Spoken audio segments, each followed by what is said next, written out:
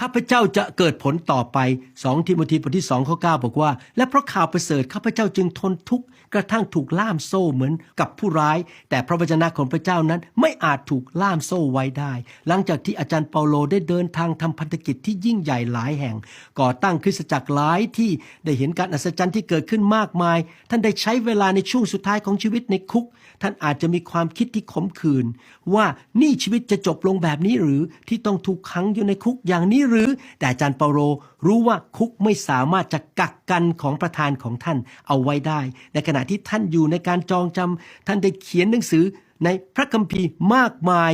หลายเล่มที่หนุนใจเราทั้งหลาย 2,000 ปีต่อมาท่านได้เขียนพระคำที่เรายังคงพูดถึงในทุกวันนี้เช่นข้าพเจ้าเผชิญทุกสิ่งได้โดยพระองค์ที่เสริมกำลังข้าพเจ้าพระองค์ผู้ทรงสามารถทำทุกสิ่งได้มากยิ่งกว่าที่เราทูลขอหรือคิดโดยฤทธานุภาพที่ทำกิจอยู่ภายในเรา